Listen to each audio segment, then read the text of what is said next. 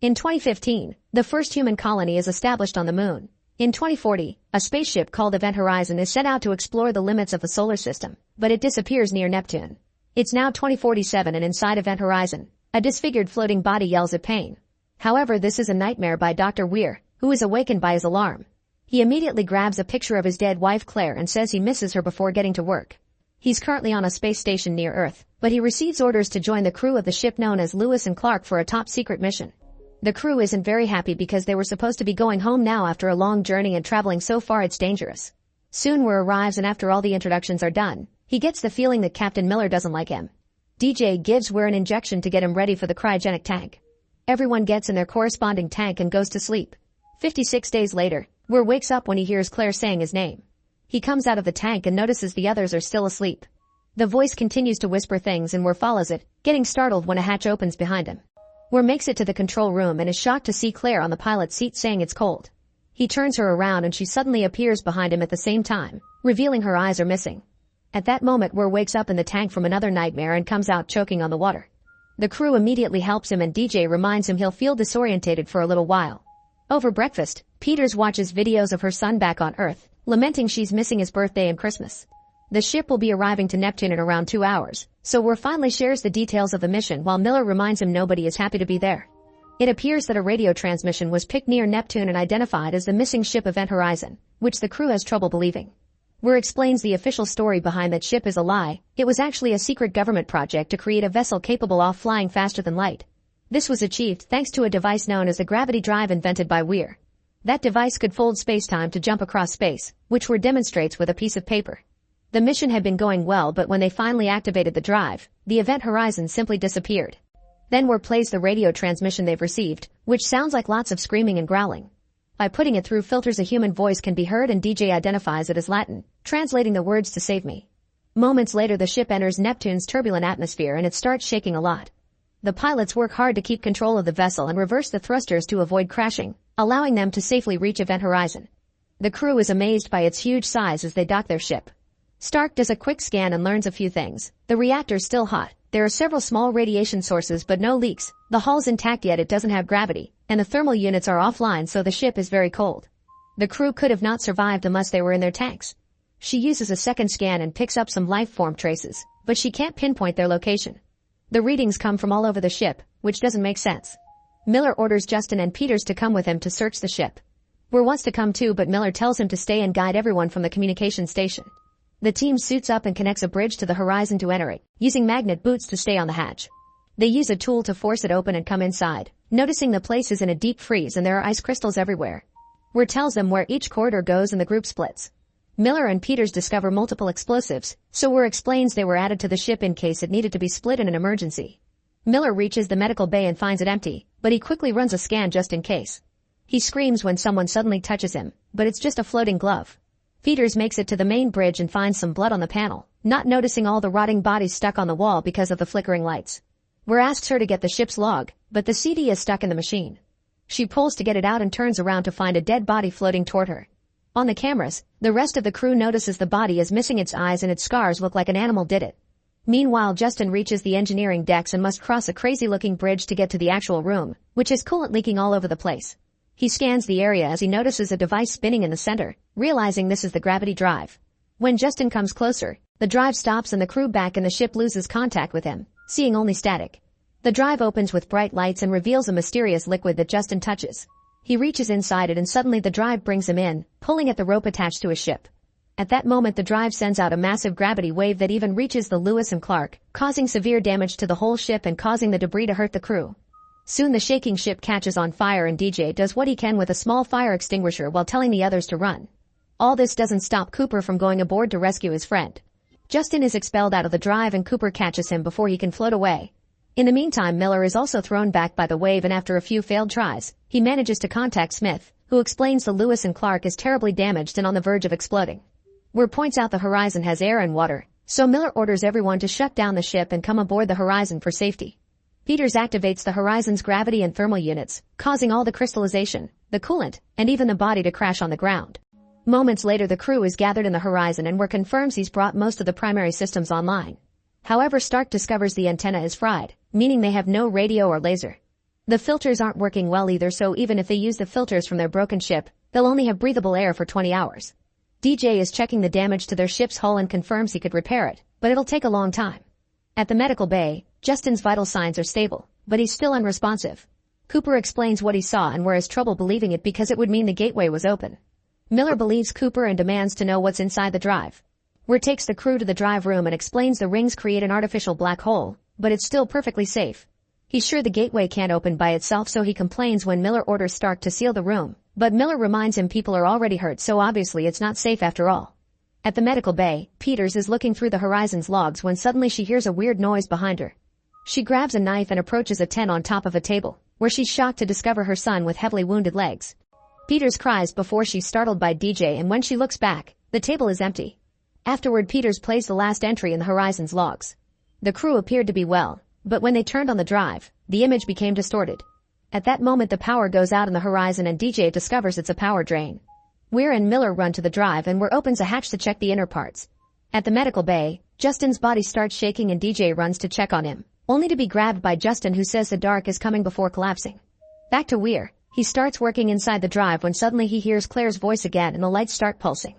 As Weir panics, Claire appears in front of him and says forever before disappearing, and the lights start working normally. In the drive room, Miller sees a fire on the liquid around the rings from which a burning body starts arising. Moments later, the crew gathers again and DJ points out the bad air may be causing hallucinations and impairing judgment. However, Peters and Miller swear it felt real, and Miller even says he felt the heat.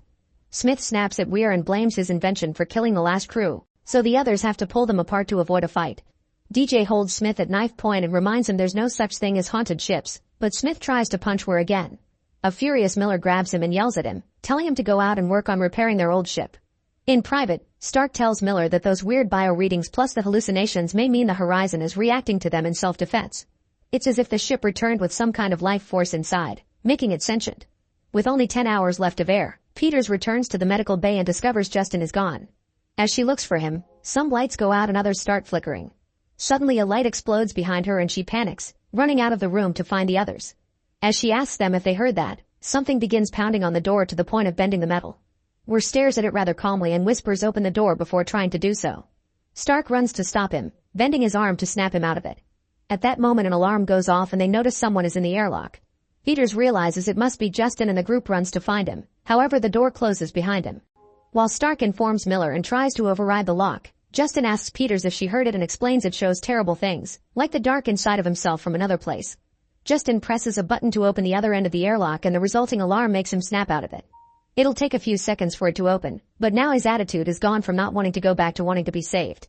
The veins in Justin's arms start popping and his body floats up as he has trouble breathing. His eyes begin bleeding and when the door opens, Justin throws up blood before Miller arrives to catch him, pushing him back inside. Stark finally opens the main door and the crew rushes to give Justin medical care. Meanwhile, Weir sits around, feeling how the drive is reaching out to him.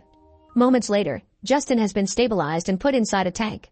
They have only 4 hours left of clean air, so Miller asks Peters to work on the Horizon's logs to discover what's happening. Stark asks about what Justin said and Weir thinks it was nothing, so a furious Miller follows him out to demand answers. Weir finally admits lots of things are happening that he doesn't understand and Miller walks away. In another corridor, Miller hears a voice asking for help. He tries reminding himself it's not real, but he suddenly has a vision of an old crewmate being brutally killed. Miller goes to DJ and shares the story of how he had to leave a crewmate to die during his early working days. He never shared this story with anyone, so the ship somehow knows their deepest fears.